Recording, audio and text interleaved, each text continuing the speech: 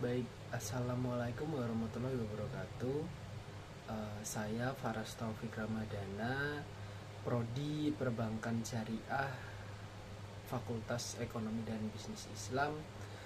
Kali ini saya akan menjelaskan tentang materi tentang kelompok dan organisasi, mata kuliah perilaku organisasi semester 5. Baik, langsung saja, yaitu pertama, kelompok. Jadi kelompok itu adalah dua individu atau lebih yang saling berinteraksi dan bergantungan, yang bergabung bersama untuk mencapai tujuan-tujuan yang khusus. Di sini kelompok itu ada dua. Yang pertama berdasarkan klasifikasi formal dan informal. Klasifikasi kelompok yang formal group, yaitu memiliki struktur organisasi, lalu ia memiliki juga memiliki tugas dan pekerjaan yang jelas untuk setiap bagiannya, lalu perilakunya diarahkan untuk mencapai sasaran organisasi. Sedangkan yang informal, yang pertama, yaitu tidak memiliki struktur formal, tidak terorganisir secara resmi, lalu muncul karena adanya kebutuhan interaksi sosial, dan yang terakhir dapat mempengaruhi perilaku individu dan kerja.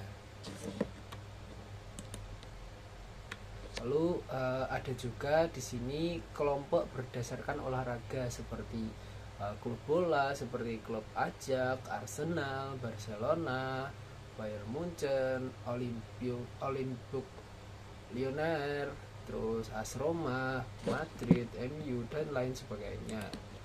Lalu selanjutnya ada juga 5 tahap pembentukan dalam kelompok. Yang pertama yaitu ada pembentukan atau bisa kita sebut dengan forming. Lalu yang kedua pertentangan, yaitu atau storming. Lalu yang ketiga persatuan atau norming. Dan yang keempat kinerja atau performing. Lalu dan yang terakhir ada pengakhiran atau pembubaran, bisa disebut juga adjourning. Lalu ada juga punctuated equilibrium model. Jadi itu adalah serangkaian fase yang dilalui oleh kelompok melibatkan transisi antara keadaan inersia atau statis dan aktivitas. Lalu untuk urutan tindakannya, yang pertama yaitu menemukan arah kelompoknya, menyusun tujuannya. Lalu yang kedua, kelompok cenderung berdiam diri atau introvert dan terpaku pada tindakan tertentu, bisa periode inersia yang pertama. Lalu yang kedua lalu selanjutnya transisi, yaitu meninggalkan pola-pola lama dan mengadopsi perspektif yang baru, terjadi pada periode inersia yang kedua. Lalu yang terakhir, tujuannya tercapai.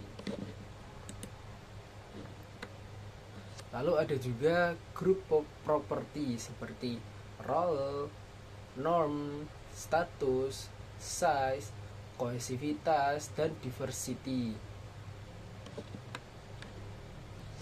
Lalu untuk yang pertama yaitu peran. Di sini pola perilaku yang diharapkan dari seseorang yang memegang suatu posisi. Yang pertama, persepsi, penghargaan, psikologikal kontrak, dan konflik peran. Lalu norma. Di sini norma yaitu standar perilaku yang bisa diterima dalam kelompok yang digunakan secara bersama-sama oleh anggota kelompok. Yang pertama ada norma kinerja, norma penampilan, norma tata sosial, dan norma alokasi sumber daya. Lalu ada juga status. Status yaitu posisi atau tingkatan yang ditentukan secara sosial diberikan kepada kelompok atau anggota kelompok oleh orang lain. Status juga ini status karakteristik teori state that difference in status characteristic create status hierarchies within group. The power a person wields over other person, ability to contribute to a group goals, and individual personal characteristics. Lalu ada juga ukuran, yaitu kelompok yang lebih kecil lebih cepat dalam menyelesaikan tugas daripada kelompok yang lebih besar. Lalu individu bekerja lebih baik dalam kelompok yang lebih kecil. Dalam hal pemecahan masalah, kelompok besar memiliki nilai yang lebih baik daripada kelompok kecil. Untuk social loving, the tendency for individual to expend less effort when working collectively than when alone. Lalu selanjutnya kohesivitas, tingkatan di mana anggota kelompok tertarik satu sama lain dan dimotivasi untuk tetap bekerja di dalam satu tim. Lalu ada juga peningkatan kepaduan kelompok. Yang pertama yaitu membuat kelompok yang lebih kecil, mendorong kesepakatan dengan anggota kelompok, meningkatkan waktu bersama anggota kelompok, meningkatkan status kelompok dan merasakan kesulitan dalam kelompok, mendorong persaingan dengan kelompok lain, memberikan penghargaan kepada kelompok dan bukan kepada pribadi, dan yang terakhir, mengisolasi kelompok secara fisik.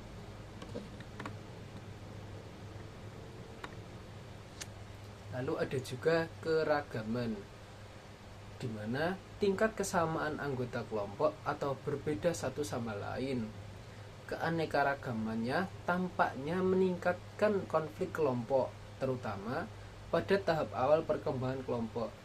Jenis keragamannya, apa yang mempengaruhi kinerja kelompok itu tersebut? Ya, tersebut itu.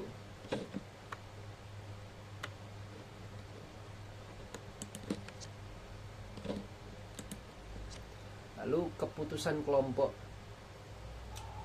ada kekuatannya yaitu informasi yang lebih lengkap, meningkatkan keanekaragaman pandangan, keputusan lebih tepat, dan meningkatkan penerimaan terhadap keputusan. Untuk kelemahannya, lebih lambat, meningkatkan tekanan untuk menyesuaikan diri, didominasi oleh satu atau beberapa anggota, dan tanggung jawab menjadi tidak pasti. Lalu ada juga teknik pengambilan keputusan. Yang pertama yaitu ada interaksi kelompok, yaitu anggota-anggota kelompok saling berinteraksi satu sama lain. Terus ada brainstorming, proses lebih lanjut yang secara khusus membahas semua alternatif sambil menahan semua kritik terhadap alternatif tersebut. Lalu ada juga teknik nominal kelompok, metode pengambilan keputusan kelompok di mana individu saling bertatap muka untuk mengumpulkan gagasan mereka secara sistematik namun tetap independen. Dan yang terakhir ada pertemuan elektronik, pertemuan di mana anggota-anggota saling berinteraksi dengan menggunakan komputer, memungkinkan adanya pemberian pesan tanpa nama dan pemberian suara. Sepertinya itu dulu yang bisa saya sampaikan atas materi ini, yaitu materi kelompok dan organisasi. Selebih bila ada salah atau kekurangan mohon dimaafkan. Terima kasih. Wassalamualaikum warahmatullahi wabarakatuh.